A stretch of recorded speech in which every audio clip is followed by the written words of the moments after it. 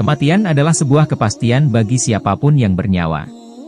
Maka, sudah kewajiban bagi kita untuk menyiapkan bekal menuju ke sana. Namun, banyak yang masih bertanya tentang apa yang akan dihadapi sesaat setelah masuk alam kubur.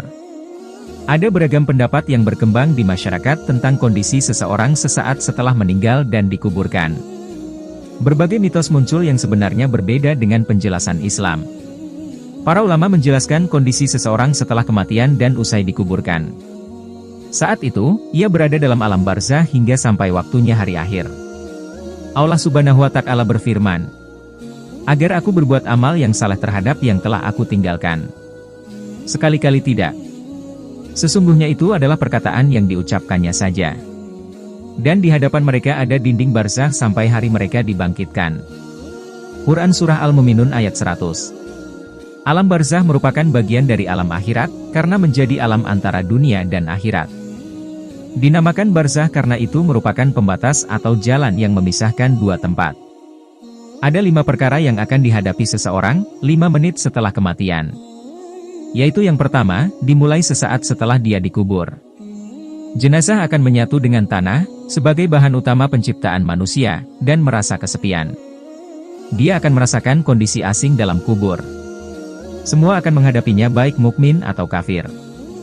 Kemudian yang kedua dan ketiga, orang itu juga akan menghadapi fitnah kubur dan pertanyaan 2 malaikat yang tidak akan luput dirasakan siapapun dari umat manusia atau umat nabi manapun. Hal ini akan dimulai sejak langkah para kerabat menjauh dari kubur. Bahkan orang yang meninggal akan mendengarkan gesekan sandal para kerabatnya. 2 malaikat akan bertanya tentang Tuhan Anda, tentang agama Anda, tentang nabi Anda. Kemudian yang keempat dan kelima orang akan menghadapi siksa dan nikmat kubur. Nikmat dan keselamatan di alam kubur bagi yang mampu menjawab pertanyaan 2 malaikat dengan baik, sementara siksa kubur akan ditimpakan bagi mereka yang tidak mampu menjawabnya.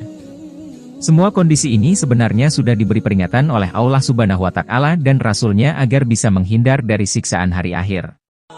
Allah Subhanahu wa Ta'ala berfirman, "Hai orang-orang yang beriman, bertakwalah kepada Allah dan hendaklah setiap diri memperhatikan apa yang telah diperbuatnya untuk hari esok, akhirat, dan bertakwalah kepada Allah. Sesungguhnya Allah Maha mengetahui apa yang kamu kerjakan.